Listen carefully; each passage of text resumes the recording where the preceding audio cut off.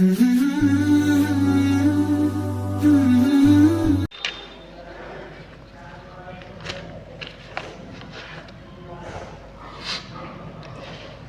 الحمد لله نحمده ونستعينه ونستغفره ونعوذ بالله من شرور أنفسنا ومن سيئات أعمالنا من يهده الله فلا مضل له ومن يضلله فلا هادي له وأشهد أن لا إله إلا الله وحده لا شريك له وأشهد أن محمدًا عبده ورسوله يا أيها الذين آمنوا اتقوا الله حق تقاته ولا تموتن إلا وأنتم مسلمون يا أيها الناس اتقوا ربكم الذي خلقكم من نفس واحدة وخلق منها زوجها وبث منهما رجالا كثيرا ونساء واتقوا الله الذي تساءلون به والأرحام إن الله كان عليكم رقيبا يا أيها الذين آمنوا اتقوا الله وقولوا قولا سديدا يصلح لكم أعمالكم ويغفر لكم ذنوبكم ومن يطع الله ورسوله فقد فاز فوزا عظيما أما بعد فإن خير الحديث كتاب الله وخير الهدي هدي محمد صلى الله عليه وسلم وشر الأمور محدثاتها وكل محدثة بدعة وكل بدعة ضلالة وكل ضلالة في النار.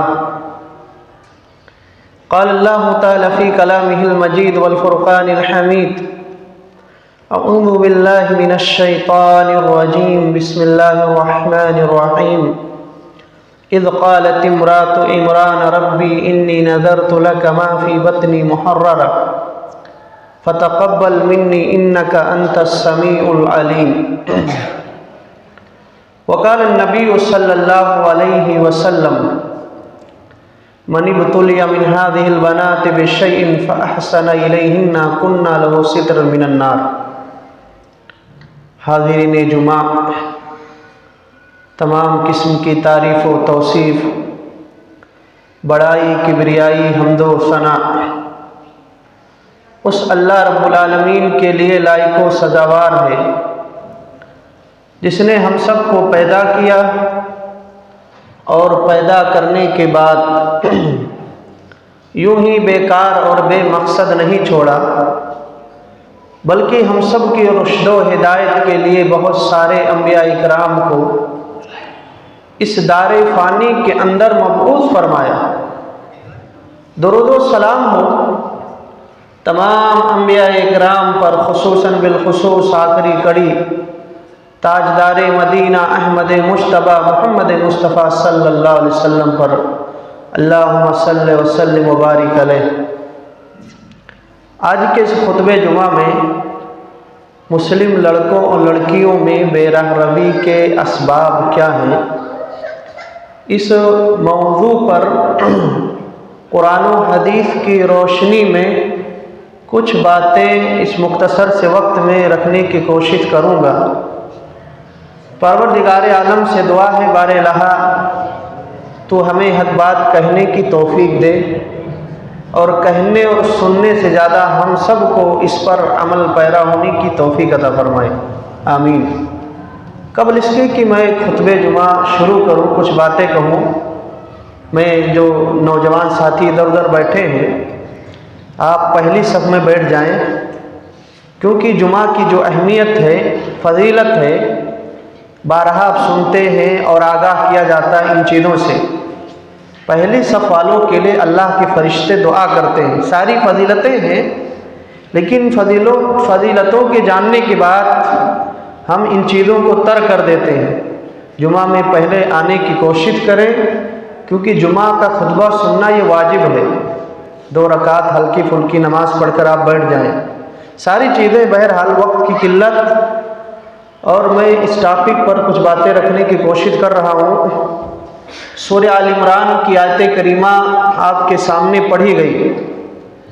دیکھیے، بیٹی جو ہے یہ آنکھوں کی ٹھنڈک ہوا کرتی ہے، گھر اور خاندان کی آبرو ہوا کرتی ہے۔ آج وہی بیٹی مسئلہ بنی ہے اور مسئلہ بنتی جا رہی ہے۔ اس بیٹی کی بے راہ روی سے ماں باپ پریشان ہیں، گھر پریشان ہے، خاندان پریشان ہے، سماج پریشان ہے۔ میں تقریر کے آغاز میں ایک اہم بات بتا کے اپنی گفتگو شروع کرنا چاہتا ہوں۔ بیٹیوں کی بے راہ روی نہ صرف اسلامی نقطہ نظر سے غلط ہے، بلکہ دوسرا مسئلہ یہ ہے کہ یہ ہمارے ملک کی قومی سلامتی سے تعلق رکھنے والا بھی مسئلہ ہے۔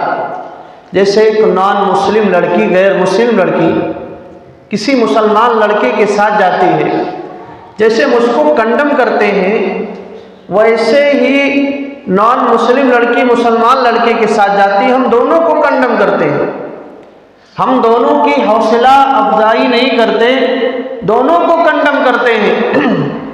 تو یہ قومی سلامتی سے تعلق رکھنے والا مسئلہ ہے، یہ جذبات سے تعلق رکھنے والا مسئلہ ہے، جو دو قوموں کے درمیان فساد کی آگ بھڑک سکتی ہے۔ اس لیے ہم اس مسئلے پر دینی ناحیے سے، مذہبی ناحیے سے روشنی نہیں ڈال رہے۔ یہ مسئلہ دینی ناحیے سے بھی مسئلہ ہے، یہ مسئلہ مذہبی ناحیے سے بھی مسئلہ ہے، اور ملک کی امن و سلامتی کے ناحیے سے بھی مسئلہ ہے۔ تو محترم بھائیوں، بگڑتی بیٹیوں کے بارے میں ہم گفتگو شروع کرنے جا رہے ہیں۔ بیٹیاں بنتی کیسے؟ بیٹیوں میں تقویٰ کہاں سے آتا ہے؟ بیٹیاں باحیا کہاں سے بنتی ہیں؟ بیٹیاں آبرو والی کہاں سے بنتی ہیں؟ میں نے اسی مناسبت سے اپنی گفتگو کا آغاز سورہ آل عمران کی اس آیت سے کیا، جس آیت میں اللہ رب العزت نے مریم کا تذکرہ کیا۔ مریم کون ہے؟ مریم علیہ السلام اللہ کی اولیاء میں سے ایک ولی ہیں، خواتین اولیاء میں سے ایک ولی ہیں۔ یہ وہ مریم ہے جنہیں اعجاز ملا، اللہ کے ملائکہ، اللہ کے فرشتوں نے ان سے خطاب کرتے ہوئے کہا، وَإِذْ قَالَتِ الْمَلَائِكَةُ يَا مَرْيَمُ إِنَّ اللَّهَ اصْطَفَاكِ وَطَهَّرَكِ وَاصْطَفَاكِ عَلَى نِسَاءِ الْعَالَمِينَ۔ اے مریم، اللہ نے تمہیں چن لیا ہے، اللہ نے تمہیں منتخب کر لیا ہے، اللہ نے تمہیں ہر طرح کی بد اخلاقی سے پاک کر دیا، اور اے مریم، اللہ نے تمہیں تمام جہان والی عورتوں پر فضیلت عطا کی۔ یہ وہ مریم ہے جو اللہ کے جلیل القدر پیغمبر حضرت زکریا علیہ السلام کی تربیت میں رہتے ہوئے قرآن کہتا ہے، کلما دخل علیہا زکریا المحراب وجد عندها رزقا۔ زکریا علیہ السلام مریم کے خالو تھے اور مریم ان کی تربیت میں تھی۔ جب حضرت زکریا علیہ السلام مریم کے محراب میں جاتے، وہاں پھل رکھے ہوئے تھے، موسم سرما میں گرما کے پھل، یعنی ٹھنڈی کے موسم میں گرمی کے پھل، سرما میں گرما کے پھل اور گرمی کے موسم میں ٹھنڈی کے پھل۔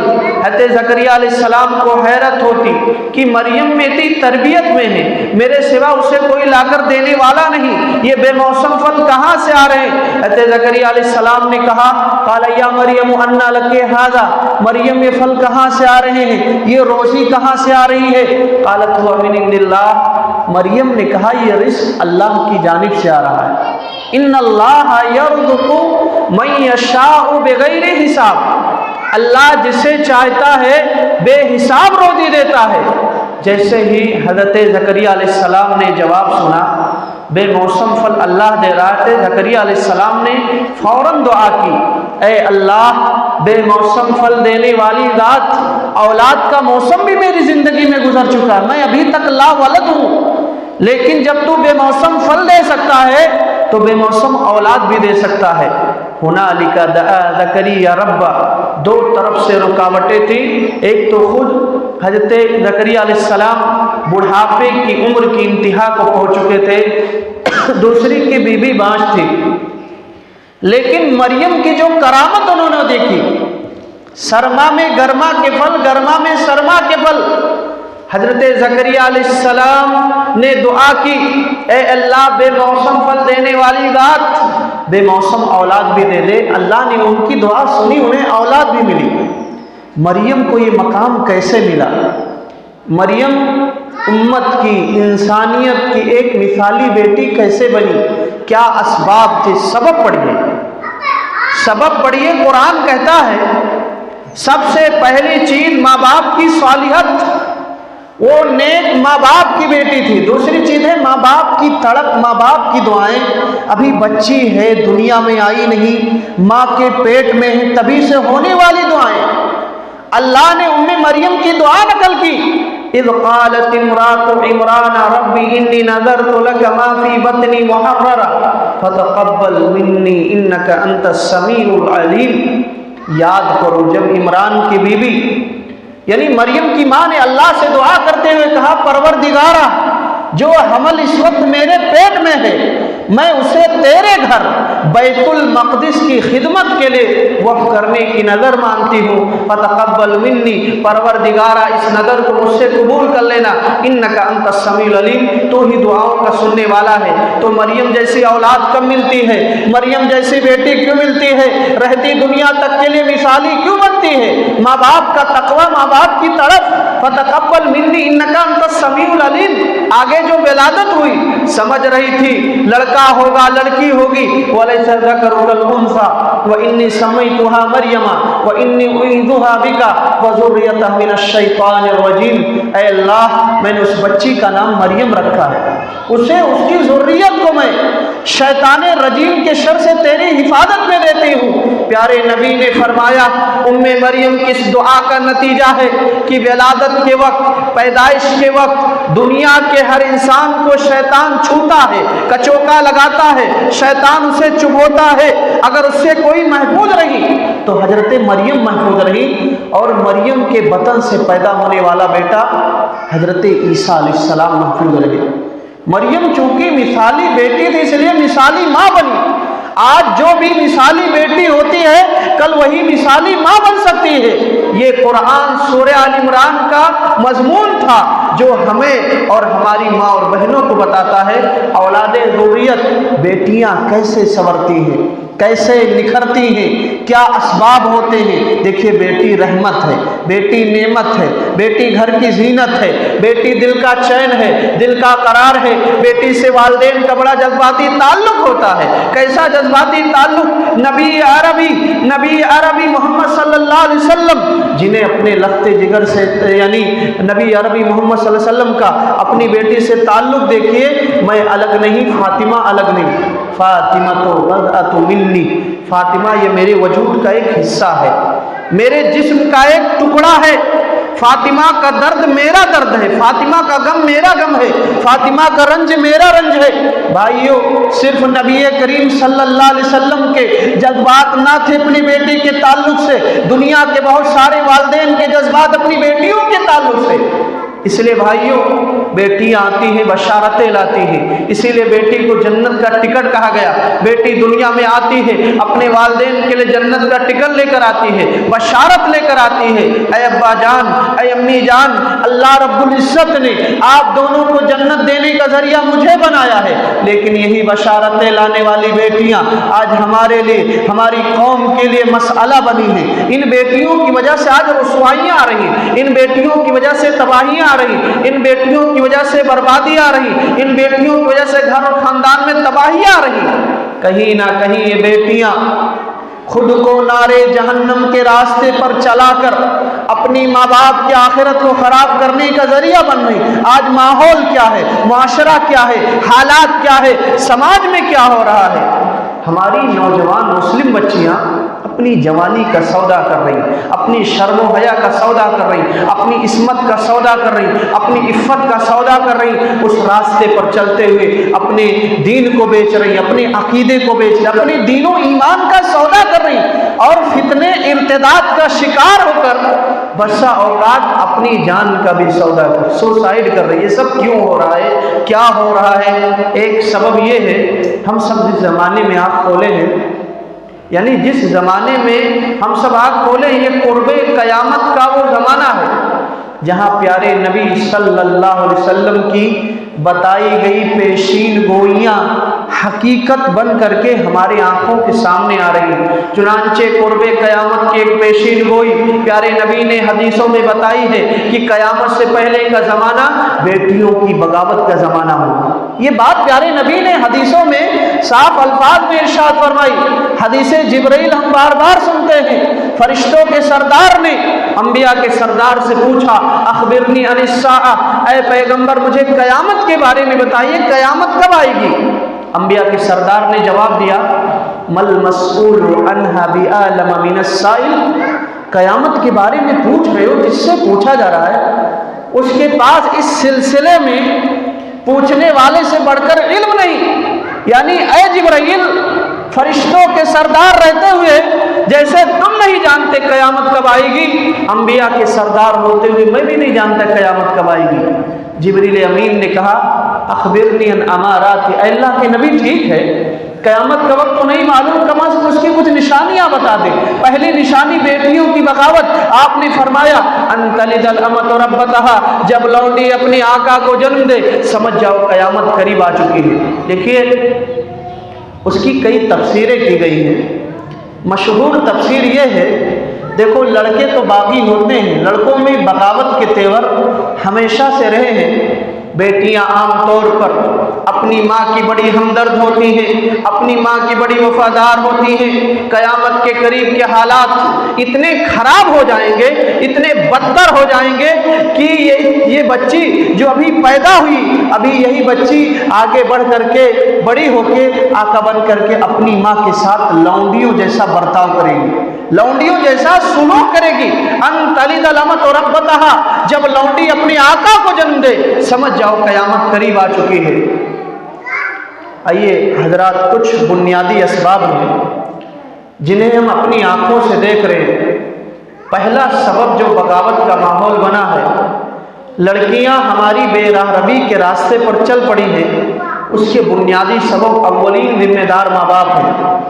دیکھیے وہ لڑکیاں جہاں اپنی عزت کا سودا کر رہی ہیں، جہاں وہ لٹ رہی ہیں، جہاں وہ اپنی دین و ایمان کا سودا کر رہی ہیں، اس کے اولین ذمہ دار ماں باپ ہیں۔ لاکھ آپ مانے نہ مانے، ماں باپ کی تربیت میں اللہ نے وہ اثر رکھا ہے۔ ماں باپ اگر تربیت کا 100% حق ادا کرے، ماں کی تربیت میں تاثیر ہے۔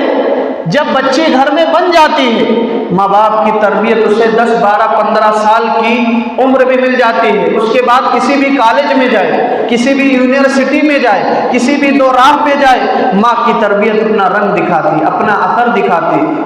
زندگی کے خلل وہاں سے شروع ہوتا ہے جب میں باپ ہونے کی حیثیت سے، میری بیوی ماں ہونے کی حیثیت سے صرف لاڈ کرنا جانتی ہے، پیار کرنا جانتی ہے، وہ کبھی بھی میری بچی کو دوپٹے کے بغیر دیکھ کر کے دوپٹہ پہننے کی تعلیم نہیں دی۔ میرے گھر میں میں نے ایسا ماحول بنا رکھا، ٹیلی ویژن چل رہا ہے، اڑیا تصویریں آ رہی، ننگا ناچ ناچا جا رہا ہے، گندی فلمیں دیکھی جا رہی، فحش گانے گھر میں سنے جا رہے۔ ایسے ماحول میں میں اپنی بیٹیوں کو پال کر یہ امید رکھوں گا یہ بیٹی آگے چل کر کے اپنی عصمت و عفت کی محافظ بنے گی۔ اولین ذمہ دار ماں باپ ہیں، اپنی بچیوں کو شرم و حیا کا سبق پڑھاؤ، اپنی بچیوں کو غیرت کا سبق پڑھاؤ، اپنی بچیوں میں فکر آخرت پیدا کرو۔ بیٹا یہ دنیا عارضی ہے، آخرت جو آنے والی وہ اصل ہے، کامیابی ناکامی وہاں کی اصل ہے۔ نبی عربی محمد صلی اللہ علیہ وسلم جنہیں اپنے لخت جگر سے اتنا پیار تھا، جو الفاظ ابھی آپ سنے، لیکن یہی نبی اپنے لخت جگر سے خطاب کر کے کیا فرماتے ہیں؟ یا فاطمہ تو انقذی نفسک من النار فإنی لا اغنی عنک من اللہ شیئا سلینی، اے پیاری بیٹی فاطمہ عمل کر لے اور عمل کر کے خود کو نار جہنم سے بچا لے۔ اس لیے کہ بیٹی فاطمہ میری محبتیں تو دنیا میں دیکھ رہی ہے، لیکن آخرت میں تیرے کچھ کام آنے والا نہیں۔ بیٹی مانگنا ہے پوچھنا ہے دنیا میں مانگ لے پوچھ لے لے لے، میں باپ ہوں تو بیٹی دنیا میں دے دوں گا، ایسا نہ ہو بیٹی آخرت میں آئے آ کر کے کہے اے ابا جان چند نیکیاں کم پڑ گئی ہیں کچھ نیکیاں دے دیجئے۔ کہا نہیں نہیں اے بیٹی فاطمہ عمل کر لے اور عمل کر کے خود کو نارے جہنم سے بچا لے۔ دیکھیے پیارے نبی اپنے لخت جگر اپنی چہیتی بیٹی کو یہ سبق پڑھا رہے ہیں۔ ہم بحثیت ماں باپ سوچے ہم نے اپنے بچوں کو کتنی بار یہ سبق پڑھایا۔ اس لیے یاد رکھیں آج کل جو بے راہ روی کے مظاہر دکھ رہے ہیں اس کے اولین ذمہ دار ماں باپ ہیں اور گھر کا ماحول ہے۔ دیکھیے مسلم لڑکیوں میں بے راہ روی کے ساتھ ساتھ لڑکوں میں بھی بے راہ روی کے اسباب پائے جاتے ہیں۔ بہت ساری چیزیں ہیں، جیسے ہمارا نوجوان دین سے دور ہوتا چلا جا رہا ہے، یعنی علماء سے سوال کرنے کے بجائے علامہ گوگل اور علامہ مفتی سے سوال کرو، اس کے پیچھے پڑا ہوا ہے، علماء کی برائی کرتا علماء کی تنقید کرتا ہے، جس کی وجہ سے آج ہمارا نوجوان دین سے دور ہوتا چلا جا رہا ہے۔ دیکھیں علماء سے دوری کا نتیجہ یہ ہے، کتنے ایسے گھروں کو جانتا ہوں نوجوان لڑکے پولیس کے چکر میں جیل کے سلاخوں، والدین کی آنکھیں سوکھ چکی ہے، صرف اور صرف اس کی وجہ علماء سے دوری، انہیں دہشت گردی کے نام پر جیل میں ڈال دیا گیا۔ سوشل میڈیا کے نقصانات کی وجہ سے، سوشل میڈیا کے بہت زیادہ نقصان ہیں، وقت کی قلت ہے، باتیں بہت ہیں، سوشل میڈیا آدمی لگا ہوا ہے، راتوں رات ٹائم کا احساس نہیں، کب اٹھے گا اسے کچھ پتہ ہی نہیں۔ میرے بھائیوں تو سوشل میڈیا کے نقصانات کی وجہ سے، علماء کی دوری کی وجہ سے مذہب اسلام اس بات کی اجازت نہیں دیتا کسی کو ناحق قتل کیا جائے، مذہب اسلام دہشت گردی کی تعلیم نہیں دیتا، مذہب اسلام دہشت گردی کی بات نہیں کرتا، مذہب اسلام انسانیت کے وجود کی بات کرتا ہے۔ من قتل نفسا بغیر نفس او فساد فی الارض فکأنما قتل الناس جميعا ومن احیاء فکأنما احیا الناس جميعا۔ جو بے راہ روی کا شکار ہے ہم انہیں دین کی طرف لائیں، مسجدوں سے جوڑیں۔ افسوس کا مقام ہے حالات تشویشناک دور حادث میں چل رہے، ہمارے مسجدوں کے اندر کتنی ایسی میٹنگ ہوئی، ہم لاہے عمل تیار کریں ہمارا نوجوان دین سے کیوں دور ہے، ہم دین سے کیوں دور ہیں، بے راہ روی کا شکار کیوں ہے، ہم لاہے عمل تیار کریں، ہم مسجدوں کی طرف لائیں، جوڑنے کی کوشش کریں۔ دیکھیے ہم اور آپ ہمارا نوجوان کس قدر وقت کو برباد کر رہا، وقت کی قدر کرنے کی ضرورت ہے۔ اسلام دھرم ٹائم کا مذہب ہے، 1 منٹ بعد اگر آپ سحری کر لو تو آپ کا روزہ نہیں ہوگا، 1 منٹ پہلے افطار کر لو آپ کا روزہ نہیں ہوگا، یعنی جمعہ کے دن جو فضیلت پہلے آنے کی وہ بعد میں نہیں ہے۔ دیکھیے امام کے منبر پہ جانے سے پہلے جو آنے کی فضیلت وہ بعد میں نہیں ہے۔ تو جو کچھ ہمارا اسلام میں سب سے زیادہ اسلام دھرم اس ٹائم کی پابندی کون سکھاتا ہے؟ اسلام میں، اسلام دھرم یہ ٹائم کا مذہب ہے۔ نعمتان مقبول فیہما کثیر من الناس الصحت والفراغ۔ اللہ کے نبی صلی اللہ علیہ وسلم فرماتے ہیں 2 نعمتیں ایسے لوگ ان کی قدر نہیں کرتے، ایک صحت و تندرستی ہے، ہم نماز پڑھ لیں گے، اگلے جمعہ سے پڑھ لیں گے، بیماری نے گھیر لیا، ساری چیزیں ایک قبر کے تلے ہم پہنچ جاتے ہیں۔ میرے بھائی وقت کو غنیمت سمجھو، اللہ نے وقت دیا ہے، جوانی دی ہے، اس کے بارے میں سوال کرے گا، صحیح استعمال کرے۔ اور دوسرا ہے وقت کی، یعنی حی علی الصلاۃ حی علی الفلاح کی صدائیں لگ رہی ہے، ہم باہر بیٹھے ہیں، نوجوان ہیں، اللہ نے جوانی دی ہے، بازوؤں میں طاقت ہے، لیکن توفیق نہیں ہوتی، حی علی الصلاۃ حی علی الفلاح کی صدائیں لگ رہی ہے۔ بڑا افسوس کا مقام ہے، اللہ کی مدد کیسے آئے گی مسلمانوں؟ جو ایمانی توحید کے بعد دوسرا رکن نماز ہے، ہم غافل ہیں، مسجدیں ویران ہیں، جمعہ کے دن دیکھ لیے پہلے آنے کی توفیق نہیں ہوتی۔ بہت ساری باتیں ہم سنتے ہیں، بارہا سنتے ہیں، لیکن اگنور کر دیتے ہیں۔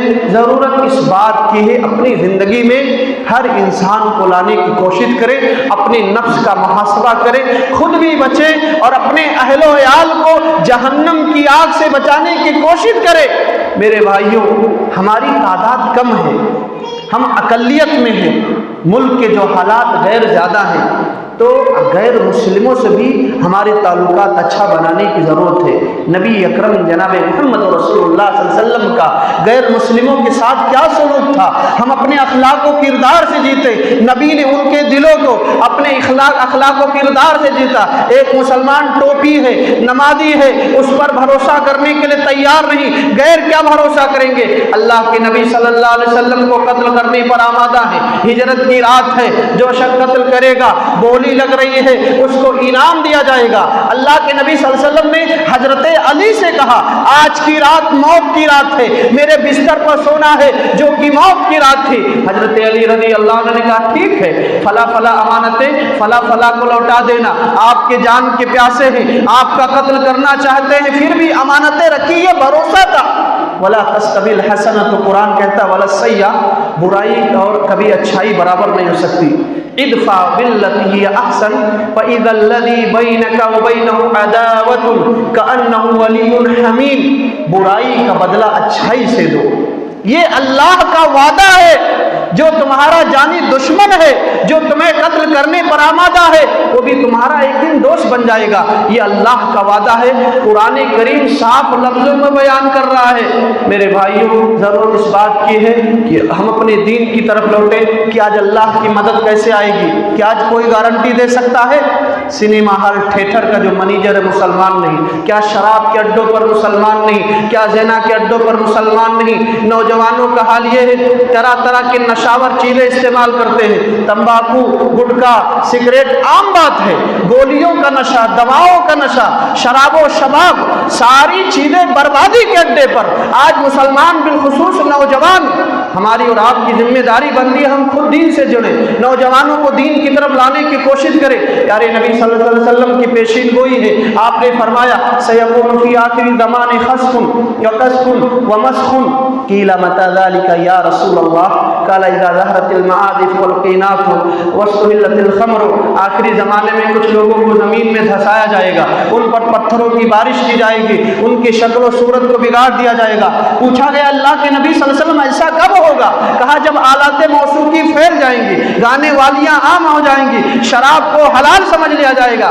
اگر سماج کے اندر، معاشرے کے اندر آپ نظر دوڑائیں، دیکھیں کھلم کھلا یہ ساری چیزیں، نشاور چیزیں دیکھیے کھلم کھلا اعلانیہ طور پر پائی جاتی ہیں، بہت زیادہ بتانے کی ضرورت نہیں۔ سماج کے اندر، معاشرے کے اندر آپ رہتے ہیں تو اللہ کے نبی صلی اللہ علیہ وسلم نے فرمایا جب گانے والیوں کی کثرت ہو جائے تو سمجھ جانا اللہ کا عذاب آنے والا ہے۔ اے مسلمانوں، اللہ کے عذاب کا انتظار کرو، اللہ کا عذاب آنے والا ہے۔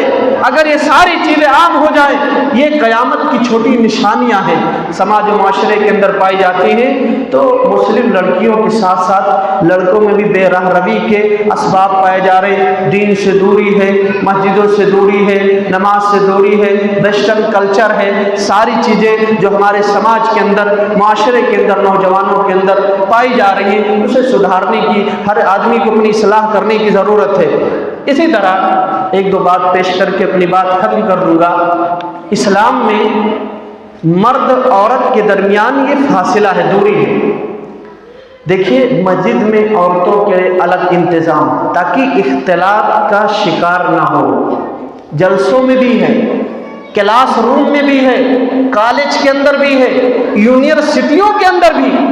اگر یہ فاصلے سمٹ جائیں گے پھر آپ کو پٹرول سے قریب کرنے کے بعد آگ لگنے سے دنیا کی کوئی طاقت روک نہیں سکتی۔ دو چیزیں، مخلوط ماحول، مخلوط معاشرہ۔ پیارے نبی صلی اللہ علیہ وسلم نے کہا ایاکم الدخول علی النساء فقال رجل یا رسول اللہ افرأیت الحموا قال هم الموت، لوگوں جہاں عورتیں ہوتی وہاں جانے سے بچو، پرہیز کرو۔ پوچھا گیا اللہ کے نبی دیور کے بارے میں آپ کیا کہیں گے؟ کہا کیا سوال کر رہے ہو؟ کہا دیور سے ویسے ڈرو جیسے موت سے ڈرتے ہو، یعنی دیور کو حدیث کے اندر موت قرار دیا گیا۔ آج ہمارے سماج کے اندر، معاشرے کے اندر دیور و بھابھی میں کوئی پردہ نہیں، ہنسی مذاق کا ماحول ہے، دیور بھابھی کو چھیڑتا، بھابھی دیور کو، یاد رکھو اس کا اچھا انجام نہیں ہوگا۔ پیارے نبی صلی اللہ علیہ وسلم نے فرمایا ایاکم الدخول علی النساء، لوگوں جہاں عورتیں ہوتی وہاں جانے سے بچو۔ دوسرا خلوت ہے، خلوت کیا چیز ہے؟ تنہائی میں ایک اجنبی مرد ایک اجنبی عورت کے ساتھ ہو، مقصد کچھ بھی کیوں نہ ہو، ایک اجنبی مرد ایک اجنبی عورت ہے، خلوت سے شریعت نے منع کیا۔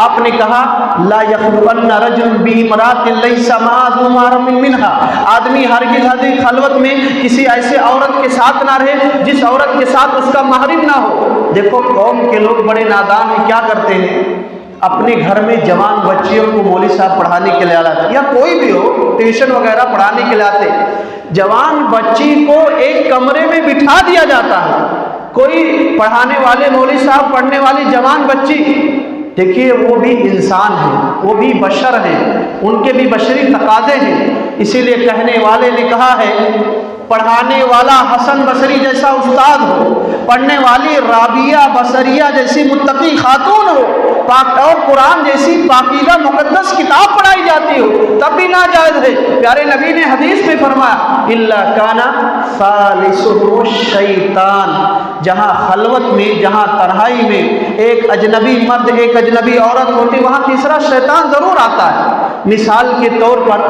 آپ کو لفٹ میں جانا ہے، لفٹ کھلی ہے، آپ نے دیکھا ایک لیڈیز ہے، آپ اس میں جائیں گے چند سیکنڈوں کے لیے، نہیں، خلوت ہو رہی، منع ہے۔ اس لیے جب کبھی ایسا سچویشن آتا ہے، اپنے ساتھ کسی تھرڈ پرسن تیسرے کو لے لیا، دو آدمی تیسرے کو لے لیا تاکہ خلوت تنہائی نہ ہونے پائے۔ دیکھو یہ فاصلہ، یہ دوری اسلام نے رکھا ہے، اس فاصلے کو ہر قدم مینٹین کرنا ضروری ہے۔ جہاں یہ فاصلہ مینٹین ہوگا وہاں ماحول درست ہوگا، جہاں یہ فاصلہ مینٹین نہیں ہوگا وہاں فساد و بگاڑ کو آنے سے دنیا کی کوئی طاقت روک نہیں سکتی۔ ایک آخری بات بہت ہی اہم ہے اور وقت کی قلت ہے، مختصر سے کہہ کر اپنی بات ختم کر دوں گا۔ آج ہماری بچیوں کا ایک مسئلہ، ہماری خواتین کا ایک مسئلہ لائف اسٹائل کا بھی ہے، بہت سارے مسائل، اخلاقی بگاڑ ان کے انتخاب کردہ، اختیار کردہ لائف اسٹائل کی وجہ سے پیدا ہو رہے۔ کیسا لائف اسٹائل؟ اللہ ہدایت دے میری بہنوں کو، گھر میں بڑی سادگی، شوہر ہے، شوہر کے لیے بننا سورنا کچھ نہیں، گھر میں سادہ، بننے سورنے نکھرنے کی فکر کب آتی ہے؟ جب گھر سے نکلنا ہونا تو کیا چاہیے؟ ایک عورت کی زیب و زینت گھر کے اندر ہے، اس کے شوہر کے لیے ہے، گھر میں بڑی سادگی، گھر سے باہر نکلے تو خوشبو لگا کر نکلے، یعنی مسجد کو بھی آئیں تو آنا حرام ہے۔ حضرت ابو ہریرہ صحابی رسول ہے، سڑک پر بیٹھے ہوئے تھے، ایک خاتون گزری، خوشبو لگائی ہوئی تھی، ہوا چلی، ہوا کے جھونکے میں اس خاتون کی مہک صحابی رسول ابو ہریرہ رضی اللہ عنہ تک پہنچی۔ ابو ہریرہ رضی اللہ عنہ نے کہا یا امۃ الجبارین تریدین، اے امۃ الجبار کہاں جا رہی ہوں؟ کہا مسجد جا رہی ہوں۔ کہا واپس چلو، میں نے پیارے نبی صلی اللہ علیہ وسلم کو کہتے ہوئے سنا جو عورت خوشبو لگا کر نکلے اللہ تعالیٰ اس کی نماز کو اس وقت تک قبول نہیں کرے گا جب تک کہ عورت غسل نہ کر لے۔ مسجد آنے کی اجازت ضرور ہے، زیور پہن کے نہیں، خوشبو لگا کے نہیں، پھول لگا کے نہیں، مہک لے کے نہیں، بلکہ پوری سادگی کے ساتھ آنا ایک عورت کو۔ اگر عورت مسجد میں بن سور کے آتی ہے تو یہ آنا منع ہے۔ لہذا ہماری خواتین کے بہت زیادہ مسائل ان کے لائف اسٹائل سے تعلق رکھتے ہیں، گھر بننے سورنے کا، گھر سے باہر نکلے تو سادگی کے ساتھ نکلے۔ میری محترم ماں اور بہنوں، ہمارا آپ کا قصور یہ ہے آپ اپنی تاریخ سے بہت دور ہو گئی، صحابیات کی سیرت سے بہت دور ہو گئی۔ ذرا صحابیات کی سیرتوں کو پڑھو، خیر القرون کی خواتین کی زندگیوں کو پڑھو، بڑا حوصلہ تمہیں ملے گی۔ ایسی خواتین ملیں گی با حیا، با شرم، عصمت و ناموس کی محافظ، استقامت کی پیکر، ایسی 10ویں نمونے آپ کو صحابیات میں، تابعیات میں ملیں گے۔ آج ہماری مائیں بہنیں ایسے نمونوں سے غافل ہو کر کے کچھ ایسی خواتین کو موجودہ دور کے آپ نے آئیڈیل بنا رکھا ہے جن کے اندر نہ ایک کریڈٹ ہے، نہ اخلاق ہے، نہ کردار ہے۔ پڑھو ام سلیم رضی اللہ عنہ کی سیرت، ام سلیم رضی اللہ عنہ جو انس رضی اللہ عنہ کی ماں ہے، اپنے پہلے شوہر مالک سے جدا ہو گئی۔ مدینے میں ام سلیم ایک محترم خاتون ہے، نکاح کا پیغام آیا ہے، پیغام دینے والی شخصیت ابو طلحہ کی ہے، مدینے کے بہت بڑے سردار ہیں۔ پیغام آیا ہے اے ام سلیم میں تم سے نکاح کرنا چاہتا ہوں۔ ام سلیم نے کہا ما مثلک یرد، تم جیسے کسی شریف انسان کا رشتہ ہے یہ اس عورت کی خوش نصیبی ہے۔ لیکن اے ابو طلحہ میں چاہ کر کے تم سے نکاح نہیں. کہا کس لیے؟ کہا اس لیے کہ میں ایمان والی ہوں. اس وقت ابو طلحہ ایمان نہیں لائے تھے. کہا میں ایمان والی ہوں, تمہارے اندر ایمان نہیں. ابو طلحہ نے کہا اگر میں ایمان لا, کہا ایمان لا لو, میں تم سے نکاح کرنے کے لیے تیار ہوں, بلکہ تمہارا ایمان لانا ہی میرا مہر ہوگا. کہا گواہ کون ہوں گے؟ کہا اللہ کے نبی کو گواہ بناؤ. ابو طلحہ رضی اللہ عنہ سیدھا مسجد نبی کا رخ کیا. پیارے نبی صلی اللہ علیہ وسلم مسجد میں تشریف فرما تھے, بیٹھے ہوئے تھے, صحابہ کرام کا مجمع لگا ہوا تھا. اللہ کے نبی صلی اللہ علیہ وسلم نے حضرت ابو طلحہ کو دیکھا.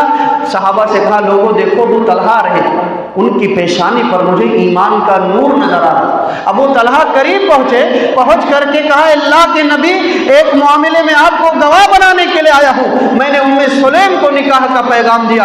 ام سلیم نے کہا, ام سلیم نے وعدہ کیا ہے یہ نہ کہ نکاح کرنے کے لیے تیار ہے, بلکہ ام سلیم نے وعدہ کیا ہے کہ اگر تم ایمان لاؤ تمہارا ایمان لانا میرا مہر ہوگا. اے اللہ کے نبی گواہ رہیے, ایمان لانے کے مہر میں ام سلیم سے نکاح کر رہا ہوں. جب رشتے ایسے مضبوط بنیادوں پر ہوں, ہدایت کے مہر پر ہوں, ایمان و اسلام کے مہر پر ہوں, تو ایسی میاں بیوی سے جو نسل چلے گی اس کی برکتوں کو کوئی شمار نہیں کر سکتا. آپ تاریخ پڑھیے, ہسٹری پڑھیے. ابو طلحہ ام سلیم سے جو نسل چلی, اتنے بڑے بڑے علماء اور محدثین اس نسل میں پیدا ہوئے. تعلقات کی بنیاد اگر یہ ہو تو پاکیزہ نسلیں پیدا ہوتی ہیں. اگر پاکیزہ نسلیں چاہتے ہو تو پاکیزہ بنیاد پر شادی کرو, رشتے بناؤ. اور پاکیزہ نسلیں چاہتے ہو تو صورتوں کے ساتھ سیرتوں کا بھی اعتبار کرو. پاکیزہ نسلیں ہمارے گودوں سے جنم لے گی. بھائی وقت کی قلت, ساری چیزیں موضوع بہت طویل ہے, انہی پر گفتگو کرتا ہوں اور اللہ تعالیٰ سے دعا کرتا ہوں اللہ تعالیٰ تو ہم سب کو جاہلیت کے رسم و رواج سے بچائے, نبی اکرم صلی اللہ علیہ وسلم کے طرز عمل کے مطابق زندگی گزارنے کی اللہ تعالیٰ ہم سب کو توفیق عطا فرمائے.